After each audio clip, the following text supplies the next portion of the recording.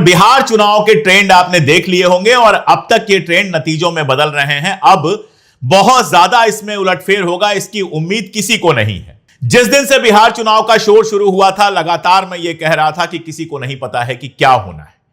लगातार मैं इशारा कर रहा था कि YouTube पर जो भाजपा विरोधी चैनल्स हैं, हमारे तरह के बहुत सारे चैनल्स हैं, वो जो डेटा दे रहे हैं, जो सर्वे कर रहे हैं, वो बेकार का सर्वे है, उसका कोई मतलब नहीं है, वो रिजल्ट के आसपास कहीं नहीं आने वाला है।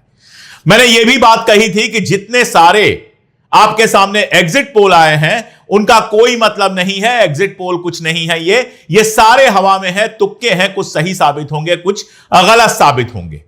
लेकिन जो सबसे बड़ी बात बहुत साफ दिखाई दे रही थी, वो दिखाई दे रही थी कांग्रेस और महागठबंधन जो पूरा है, तेजस्वी यादव और कांग्रेस मूलतः इसमें है और इसके अलावा कम्युनिस्ट पार्टियां हैं, उसकी गड़बड़ियां पहले दिन से दिखाई दे रही थी, जिस पर हमने बहुत डिटेल से बात की है।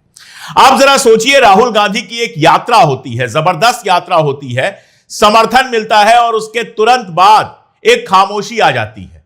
गठबंधन आखिरी डेट तक फाइनल नहीं होता है, एक एक सीट पर दो दो उम्मीदवार दिखाई देते हैं, बातचीत कभी टूटती नजर आती है, कभी कोई लिस्ट जारी कर देता है, कभी कोई लिस्ट जारी कर देता है और कुल मिलाजुलाकर बहुत साफ हो गया कि महागठबंधन के अंदर सब कुछ ठीक ठाक नहीं चल रहा था। यह लोकसभा चुनाव में भी हुआ था और लोकसभा चुनाव के नतीजे भी आप लोग बहुत अच्छी तरह से जानते हैं। अब हजार बातें की जाएंगी, कहा जाएगा कि 10-10 हजार रुपए जो दिए उसकी वजह से नीतीश कुमार जीत गए। भाई, जो सत्ता में होगा वो इस तरह की योजनाएं ले आएगा कि चुनाव जीते। हद से हद यही था कि चुनाव के बीच में जो 10,000 रुपए दिए गए, चुनाव आयोग अगर कांग्रेस की सरकार होती या आरजेडी की सरकार होती तो वो नहीं करने देता। लेकिन जीतने की कोशिश सब करते हैं, सब अपने अपने तरीके से करते हैं और आपको पहले से पता था कि इस तरह की कोशिश हो रही है। 55,000 करोड़ रुपए की पिछले 6-7 महीने में स्कीम्स लेकर आए थे नीतीश कुमार, तो ये तो आपको पहले से पता था। इसके मुकाबले के लिए आपने क्या तैयारी की थी?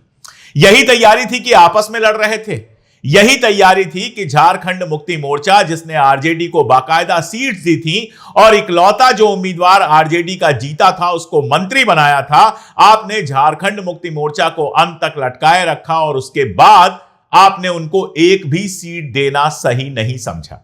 यह तैयारी थी, यह महागठबंधन है। जेएमएम ने आपका विरोध नहीं किया, अपने उम्मीदवार नहीं खड़े किए, लेकिन कह दिया कि हम प्रचार नहीं करेंगे। आदिवासी इलाकों में इसका असर हुआ होगा।